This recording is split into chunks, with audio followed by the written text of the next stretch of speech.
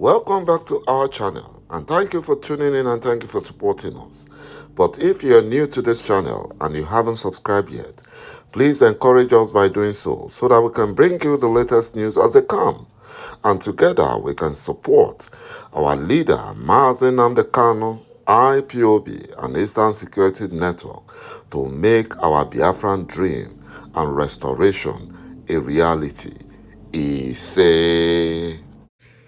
The youth wing of Apex Igbo Social Cultural Organization, Ohanaeze Ndị Igbo, have slammed the governor of Ebonyi State, 噚·úmàhì, over his recent outburst with regards to 2023 presidential election.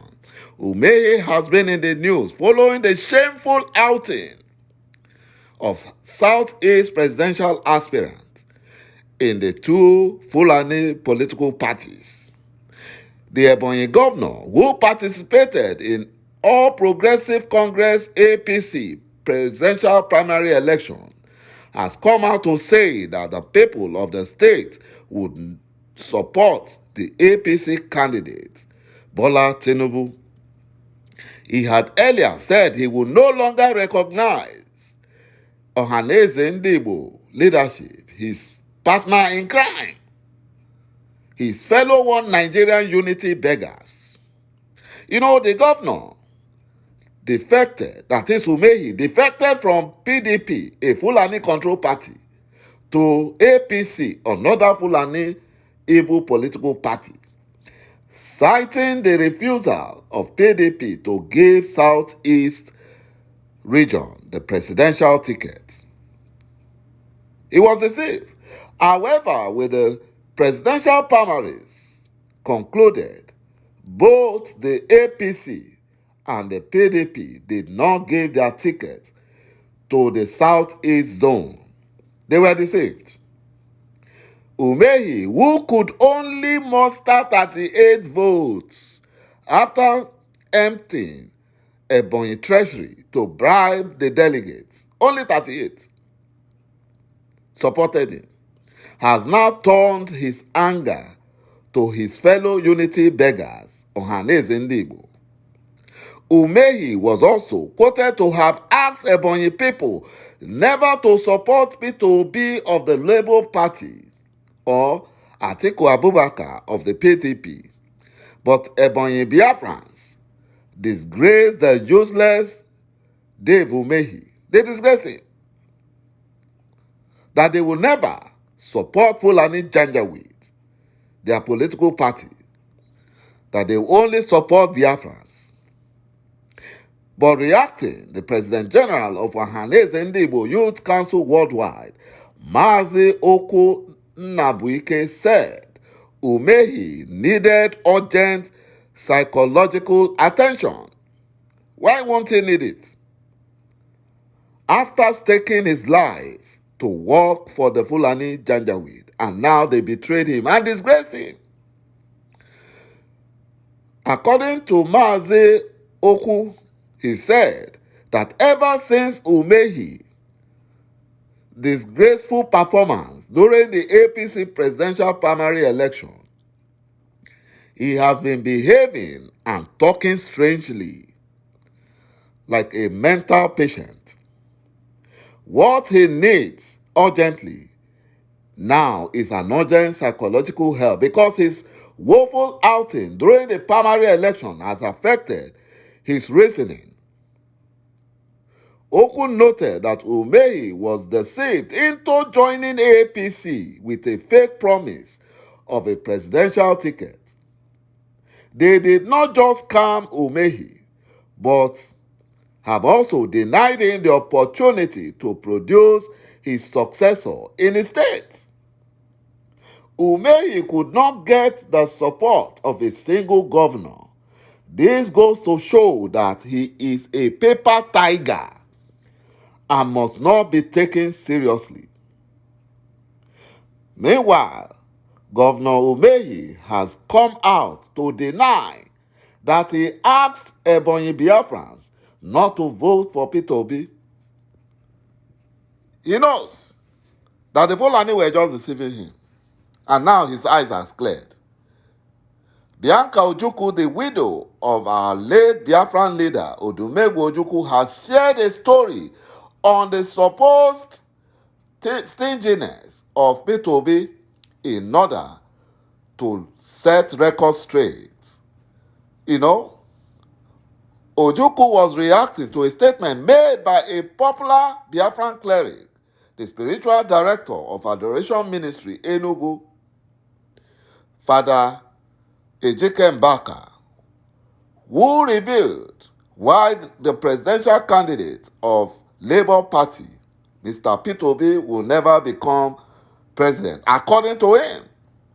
Because these are enemies of Biafrans, disguising as if they are supporting Biafra. Mbaka did not accuse Obi for stealing or corruption, but for refusing to give him money when Obi was Anambra State governor. And now he is begging for forgiveness.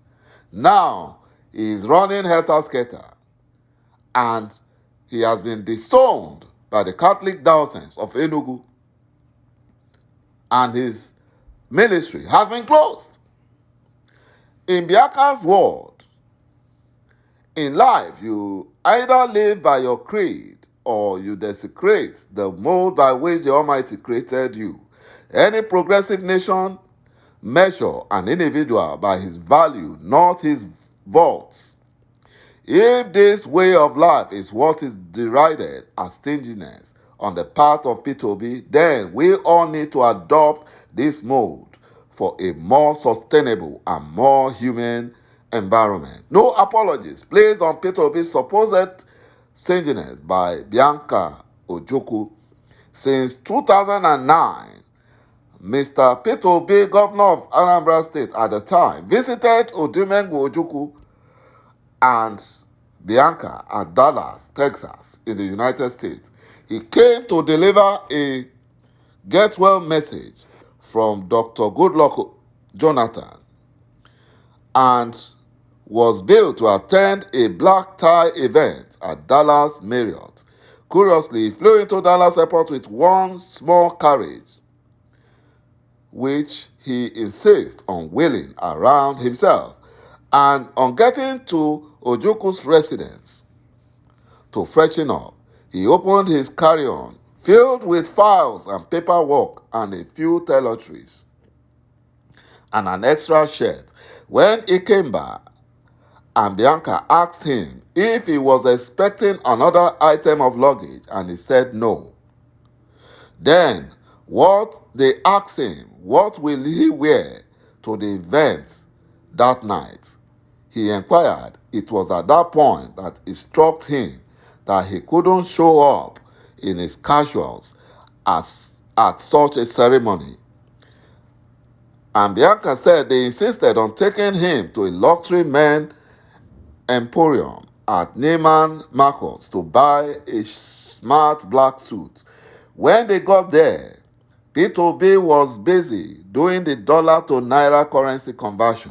The suit that was a perfect match for him was a dapper Tom Ford suit with a price tag of about $3,985 plus tax. He did the calculation and told Bianca and Ojukwu, do you know how many students this amount of money can train in Nigeria? Then they reminded him that he was a governor as well as special guest, and for the caliber of guests expected at the evening occasion, including the mayors, senators, and captains of conglomerates, amongst others, he needed to dress up in top form. To cut the story short, P2B refused to pay what he termed that outrageous price for Tom Ford suit, and that was how they ended up at Statemart, where he agreed to pay a more acceptable price of $220, tax inclusive, for a basic men's suit, which he was happy with. He was happy with it. And wore to the event. He said, Anyanwu, this is the balance of the money I would have paid for the first suit. If the label on the suit was P2B, I am wondering if anybody in America will pay such an amount for it. And he had deducted the amount he paid for the suit he eventually bought. And he said, please use the balance for charity foundation to help those in need. I trust you will do so. And they all laughed heartily. You know, my brothers and my sisters, these are the kind of people that Nigeria needs. But the Fulani Janjaweed will never allow such kind of leadership in Nigeria. They will never, because he's a Biafra. They will never allow him to take the helm of affairs in Nigeria. Thank you, my brothers and my sisters, for watching this video, and bye-bye for now.